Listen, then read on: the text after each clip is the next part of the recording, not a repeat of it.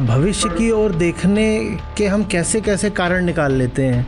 अभी तो आपकी चिंता ये नहीं होनी चाहिए मेरे मरने के बाद क्या होगा, अभी चिंता ये होनी चाहिए जब जिंदा हूँ तब क्या हो रहा है। और मरने के बाद मेरे क्या होगा वो इस पर ही निर्भर करता है कि मेरे जीते जी क्या हो रहा है। मरने के बाद अगर काम खराब होता है तो क्या उसका कारण यही नहीं होगा कि जीते जी किसी ने कुछ समझा नहीं। ऐसा नाम लो जो कि जिसका कोई नाम ही नहीं है, वो मुझे थोड़ा स्केप्टिकल लगता है और दिमाग में बैठता नहीं है। क्रिकेट टीम के 25वें सदस्य का नाम बताओ। होता नहीं है, 11वीं होते हैं। मैं कहता क्रिकेट टीम के 7वें सदस्य का नाम बताओ तो आप बता देते, लेकिन जैसे ही 25वां कह दिया बात वहीं रुक गई, आगे बढ़ी ही नहीं। जपने लायक नाम बस वो होता है, असली नाम बस वो होता है जिसको परिभाषित ही इस तरह से किया गया है कि उसके साथ दूसरे नाम न जुड़ पाए। अगर पहले वेदांत हमने पढ़ा है तो ये पढ़ने में फिर भी आसानी होगी, लेकिन जिसने नहीं पढ़ा वो क्या करेगा? वो फिर कुछ उल्टा ही अर्थ निकलेगा उससे। बिल्कुल उल्टा ही करेगा। मैं इसीलिए तो 100 बार बोलता हूँ कि जो पढ़ना है पढ़ लो, लेकिन उससे पहले वेदांत पढ़ लो। वेदांत नहीं पढ़ा है तो कुछ भी अर्थ निकल सकता है।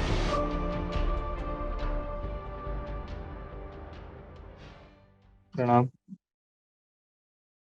मैं पूछना चाहता था कि जो ऑर्गेनाइजेशन है, संस्था है, आचार्य प्रशांत, एक नाम पे बेस्ड है।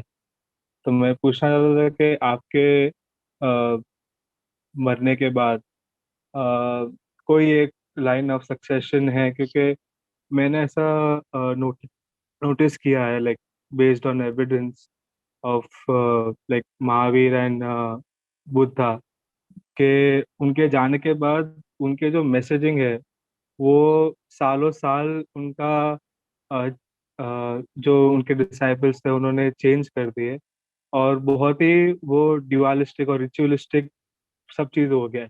जैसे एक एग्जांपल मैं बताता हूँ कि आज आज महावीर जयंती था। तो महावीर जयंती के दिन जगह जगह पे मंदिरों में और सब जगह महावीर वांचन होता है, जहाँ पे लाखों और करोड़ों की बोलियां लगती है for in the name of साधर्मिक धर्म, इन दैट सेंस। तो मेरा ये कुछ डर जैसा है कि ये जो संस्था काम कर रही है इंट्रोस्पेक्शन के लिए, कि लोगों को इंट्रोस्पेक्ट करवाए, तो कहीं वो एक आपके जानने के बाद कहीं रॉन्ग वे में ना चले जाए कि मान लो कि आपकी कोई मूर्ति बना दी है, कि ये बोल दिया कि यह आचार्य प्रशांत की मूर्ति है, और भव्य सा मंदिर बना दिया, और अलग अलग गुट में सब बढ़ चुके हैं पूरा जो ऑर्गेनाइजेशन है। क्योंकि आपने भी एक आध कोई वीडियो में मैंने सुना था कि आपने कहा था कि मूर्ति जो है वो अमूर्त तक जाने का रास्ता होता है।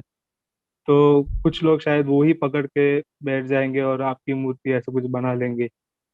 तो वो मेरा एक फियर बोल सकते हैं कि क्योंकि ऐसा पहले भी हो चुका है और शायद आगे भी हो सकता है, और हो सकता है कुछ 10 सालों में भी हो सकता है और कुछ 1000 साल भी लग सकते हैं। बट ये एक ट्रेंड है, एक पैटर्न है, कोई भी ऊंचे अ, अ, वचन का या ऊंचे सिद्धांतों का, तो उससे कैसे कुछ बचा जा सकता है? क्योंकि बिकॉज हमें पूरी जनरेशन को सिखाना है कि इंट्रोस्पेक्शन क्या होता है। तो बस ये मेरा एक सवाल था। बुद्ध महावीर के मरने के हजारों साल बाद आप हैं, है ना?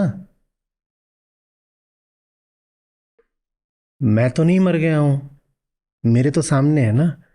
तो आपकी चिंता मेरे मुझे लेकर के वही कैसे हो सकती है जो बुद्ध को लेकर हो रही है। अभी तो आपकी चिंता ये नहीं होनी चाहिए मेरे मरने के बाद क्या होगा, अभी चिंता ये होनी चाहिए जब जिंदा हूं तब क्या हो रहा है। उनको लेकर के तो आप ये चिंता कर ही नहीं सकते कि जब वो जिंदा है तब क्या हो रहा है, क्योंकि वहां तो कोई विकल्प ही नहीं, हो तो जा चुके हैं। पर जो चिंता आप उन पर लागू कर रहे हैं वही चिंता मुझ पे क्यों लागू कर रहे हैं? मैं मर गया क्या? मैं जिंदा हूं ना। तो अभी चिंता ये होनी चाहिए कि जब जिंदा हूं तब क्या हो रहा है, और मरने के बाद मेरे क्या होगा वो इस पर ही निर्भर करता है कि मेरे जीते जी क्या हो रहा है। मरने के बाद अगर काम खराब होता है तो क्या उसका कारण यही नहीं होगा कि जीते जी किसी ने कुछ समझा नहीं। जब जीते जी कुछ नहीं समझोगे तो मरने के बाद तो और खराब करोगे ही चीजों को। अब भविष्य की ओर देखने के हम कैसे कैसे कारण निकाल लेते हैं। अब ये अपने आप में सुनने में कितना हार्दिक और शुभेच्छापूर्ण कारण लग रहा है कि आचार्य जी वैसे तो बड़े महान हैं, लेकिन मर जाएंगे तो फिर कोई आके खराब ना कर दे। आपको कैसे पता कि मैं अभी जो बोल रहा हूं वो इस लायक भी है कि मेरे मरने के बाद उसको बचाया जाए? ये भी तो हो सकता है मैं बिल्कुल बकवास कर रहा हूं। मैं जो भी बोल रहा हूं वर्तमान में ही उसको सुन के पहले उसको समझिए, उससे लाभ पाइए, मूल्यांकन करिए, और अगर आप उससे लाभ पा रहे हो और बहुत लोग पा रहे हैं तो फिर ज्यादा संभावना है कि उसका भविष्य में कुछ ठीक ही होगा हाल। अभी ही किसी ने नहीं समझा तो उसका कोई भविष्य है क्या?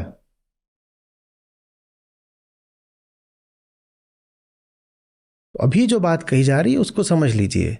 अगर उसको आप समझ लेंगे तो फिर इंसान मरता है, बात नहीं मरती। कोई फर्क ही नहीं पड़ेगा कि एक आदमी मर गया, मैं मर जाऊंगा, आप तो नहीं मरोगे ना। आप उस बात को लेके आगे बढ़ोगे, आप उसको लेके आगे बढ़ोगे, 100 लोग और जुड़ेंगे, मेरे मरने से क्या फर्क पड़ जाएगा?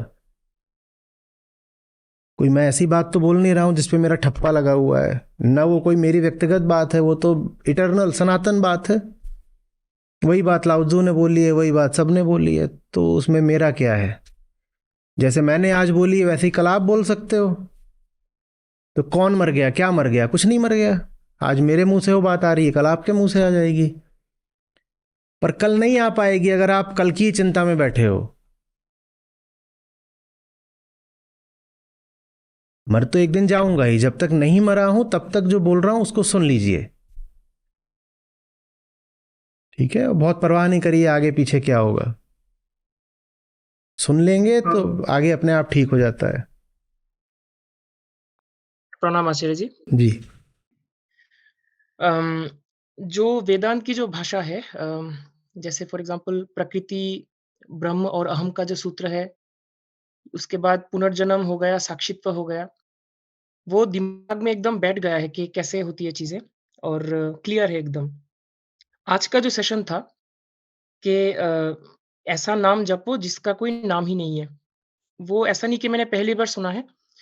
अम, पहले भी मैंने इस चीज़ पे मेरा क्वेश्चन्स था, और जैसे अभी किताब पढ़ रहा हूँ मैं, एक फ्रीडम फ्रॉम द नोन और the first and the last freedom, J Krishnamurti साहब का। उसमें भी मुझे करीब-करीब उसी दिशा में बात करते हुए दिखे हैं। आपका एक कोट है जो मैंने बहुत पहले पढ़ा हुआ था कि there are numerous differences between us and the animals, but they are meaningless.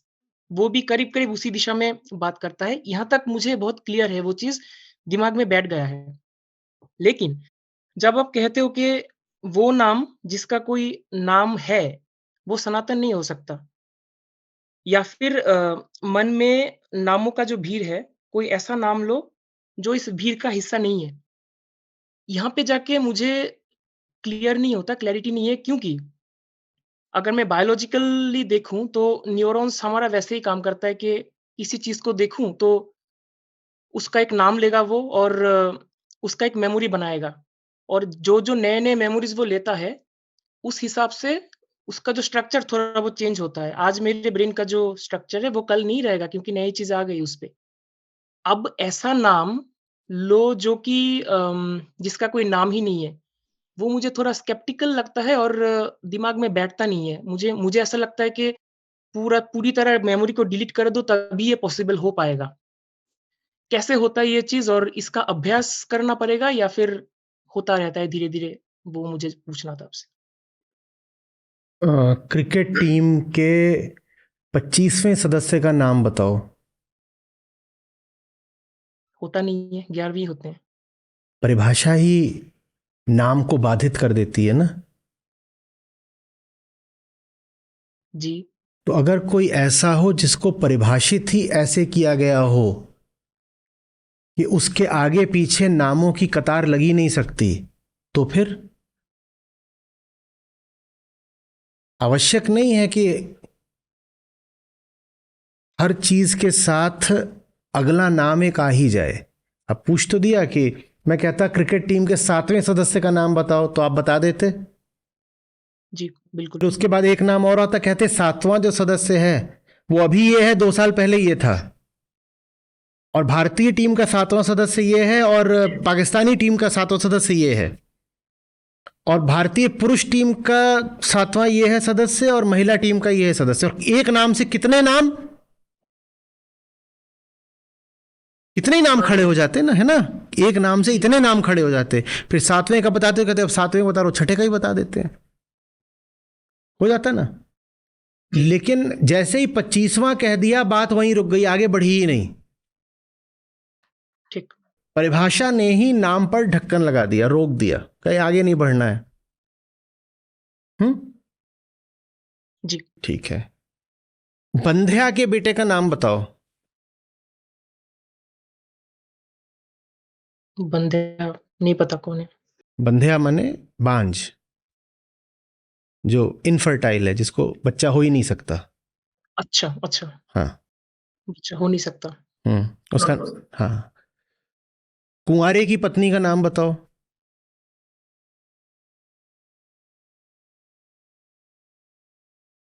नहीं हो सकता ना। ठीक। हाँ। तो वैसे ही कोई है जिसके नाम के साथ ये जोड़ दिया गया है कि उसका ना बाप होता है, ना उसका बेटा होता है, ना उसके दाएं कुछ होता है, ना उसके बाएं कुछ होता है, ना उसके ऊपर कुछ होता है, ना उसके नीचे कुछ होता है। उसका नाम, उसके साथ कैसे ऊपर कुछ जोड़ोगे, कैसे नीचे कुछ जोड़ोगे? अगर परिभाषा ने ही इस चीज को वर्जित कर दिया हो कि तुम उसके साथ कुछ जोड़ सकते हो, तो अब कैसे जोड़ोगे? जी। कैसे जोड़ोगे? और अगर परिभाषा ने वर्जित नहीं करा है, तो हम कह रहे हो नाम खतरनाक है। जी। तो जपने लायक नाम बस वो होता है, असली नाम बस वो होता है जिसको परिभाषित ही इस तरह से किया गया है कि उसके साथ दूसरे नाम ना जुड़ पाए। कोई नाम ऐसा हो जिसके बारे में पहले ही बता दिया गया हो कि इसकी पत्नी नहीं होती, इसका पति नहीं होता, इसकी बाप नहीं होती, इसका माँ नहीं होता, इसकी बेटी नहीं होती, इसका बेटा नहीं होता, इसका अतीत नहीं होता, इसका भविष्य नहीं होता, ना तो ये जल में होता है, ना ये थल में होता है, ना ये गगन में होता है, न मन में होता है। अब जपो उसको, अब ठीक है, क्योंकि ये नाम अब अपने साथ नामों की एक पूरी भीड़ ला ही नहीं सकता ना, परिभाषा ने वर्जित कर दिया। ये नाम क्रिकेट टीम के 25वें सदस्य जैसा हो गया। इस नाम के बाद तुम और नए नाम कहां से ले आओगे? कुछ है ही नहीं।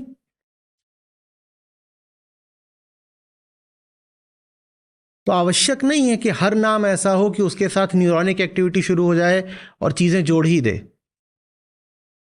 विधि के तौर पर ऐसे नाम गढ़े गए हैं जिसके साथ और नामों को जोड़ना असंभव तो नहीं है। देखो, माया कुछ भी करवा सकती है। अब कहा जाए 25वां सदस्य बताओ, तो आप कहो 25 माने होता है 2 और 5 7, तो मैं 7वें सदस्य का बता दूंगा। तो माया तो बेईमानियां भी करवा सकती है, आप वो बेईमानी कर लो तो कोई बात नहीं है। वरना परिभाषा से ही जपे जाने लायक नाम वो होते हैं जिनके साथ कोई कहानी जुड़ ही नहीं सकती। और अगर कहानी जुड़ गई तो फिर तो पूछो नहीं, एक नाम से शुरू करोगे और पूरी भीड़ अंदर आ जाएगी, और लगातार बढ़ती हुई भीड़।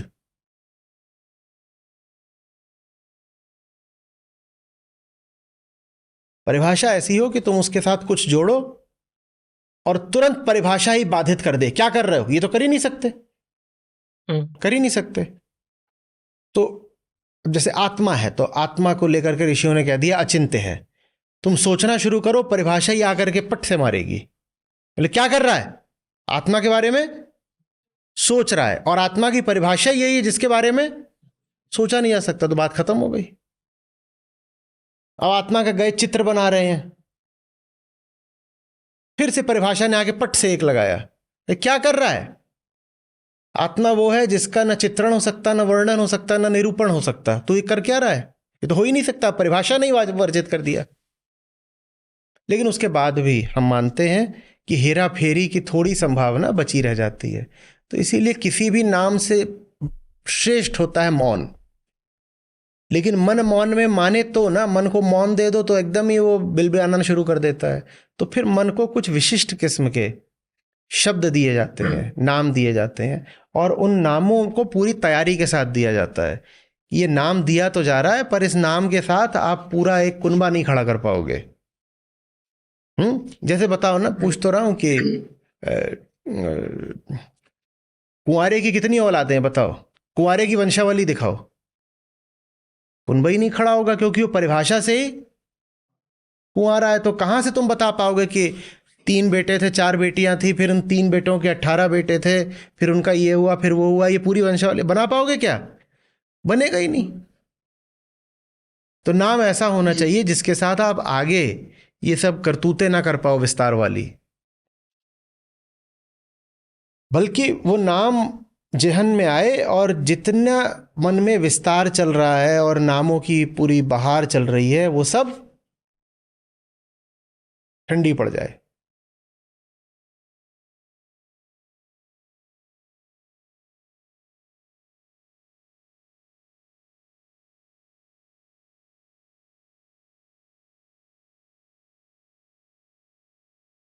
कुछ अटक रहा है? नहीं, अटक रहा है इन अ सेंस कि हाँ, मतलब ये लिटरली बहुत क्लियर है, लेकिन हो सकता है कि वही होगा कि मेरा ज्ञान कम है, तो वो फ़ील जो होता है ना कि दिमाग में बैठ जाना, वो कहीं न कहीं अटकता है कि हाँ, मतलब ये फील से नहीं होता, इसमें अभ्यास करना होता है ईमानदारी का। क्योंकि आपको तो कोई भी नाम दिया जाएगा तो पुरानी आदत है उस नाम के साथ, उस नाम को केंद्र में रख के एक पूरा ऐसे संसार खड़ा करना, ये आदत है। तो उस आदत के चलते हमें लगता है कोई भी नाम दे दिया जाए, होना तो उसका एक ही अंजाम है कि उस नाम को केंद्र में रखा जाएगा और एक पूरा संसार उसके इर्द गिर्द ऐसे खड़ा कर दिया जाएगा। हमें ऐसा लगता है क्योंकि आज तक हमने ऐसा किया है। अब एक नया अभ्यास करना होता है कि ये जो नाम दिया गया है, जब इसकी परिभाषा ही इस चीज़ को वर्जित कर रही है कि इसके साथ कोई संसार नहीं खड़ा करना, तो ईमानदारी कहती है कि कोई संसार नहीं खड़ा करना। उसका अभ्यास करना पड़ता है। अभ्यास करोगे तब वो फील आएगी, ऐसे नहीं आएगी। अभी तो फील उसी चीज़ की आएगी ना जो हमने आज तक करा है। हमारा सारा अनुभव और अभ्यास अभी तक का क्या रहा है? एक नाम आता है और उसके पीछे हम एक पूरा पुराण ही खड़ा कर देते हैं। जी। इतना मोटा जी। पूथा खड़ा हो जाता है बस एक नाम भर से। धन्यवाद आचार्य जी।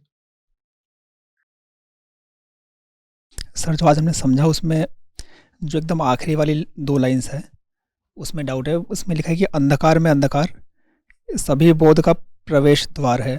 तो वो अंधकार में अंधकार का मतलब? Ignorance leading to ignorance.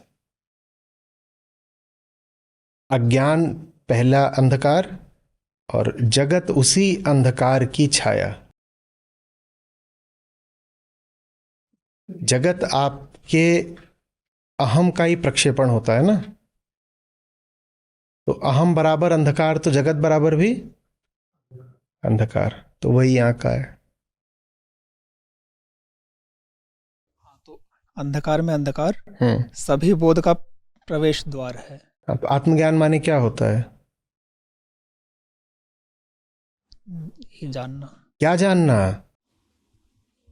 खुद खुद माने क्या होता है? खुद कोई शब्द होता है वेदांत में? किसको जानना? अहम को जानना। हाँ, तो वही तो कह रहे हैं। अहम अंधकार है, जगत अंधकार है, और इसी अहम को माने अंधकार को जानना ही बोध है।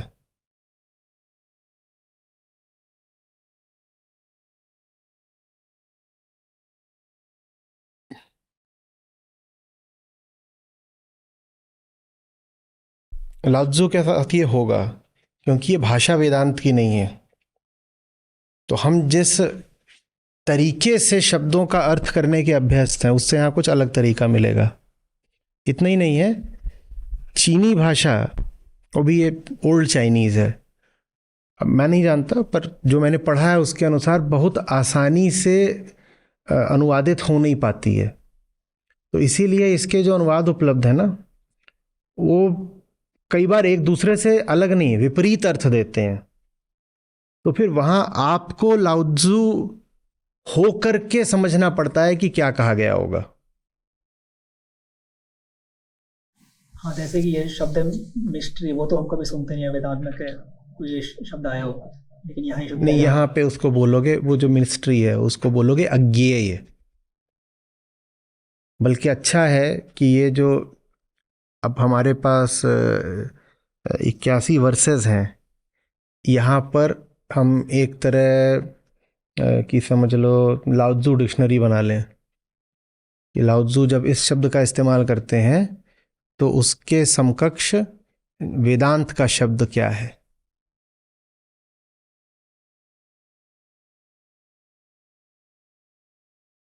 सर, आपने बोला कि मिस्ट्री मतलब अज्ञेय, तो जब यहाँ पर ये लिखा है कि यद्यपि रहस्य, तो यद्यपि अज्ञेय और अभिव्यक्ति एक ही स्रोत से पैदा होती है, यह स्रोत अंधकार कहलाता है। तो नहीं, अज्ञेय। अब ये भी वेदांत में चलता है कि जो शब्द जिस जगह एक अर्थ में प्रयुक्त हुआ है उसका वही अर्थ लगातार चलेगा, कंसिस्टेंसी, वो लाउत्जू में नहीं पाओगे। यहां पर जहां लिखा है अंधकार कहलाता है, वहां तुम कहोगे, इसको ऐसे पढ़ना है कि वह स्रोत हमारे देखे अहंकार से ढका हुआ है, हम नहीं देख पा रहे उस स्रोत को, वह स्रोत अहंकार कहलाता है। इसको ऐसे पढ़ो कि हमारे लिए वो स्रोत अहंकार में ढका हुआ है। उसको मैंने ऐसे समझाया था कि वो स्रोत हमारे ही अहंकार में आच्छादित से आच्छादित है। ये जो इंग्लिश पढ़ रहे हो, असल में जो हिंदी है ये तो अंग्रेजी का ट्रांसलेशन है, और जो अंग्रेजी है वो चाइनीज का ट्रांसलेशन है। तो चाइनीज से ही अंग्रेजी में वो पूरी तरह से ठीक से नहीं आता। कोई भी वर्जन ले लोगे, चाहे ये ले लो कि कोई और ले लो, वो नहीं आता। तो जो एक दूसरा ला करके दिया था अनुपम ने, वो तो बिल्कुल ही हवा हवाई था। तो इसमें हमेशा तुम्हें लाउत्जू हो करके देखना पड़ेगा कि वो क्या बात कह रहे हैं।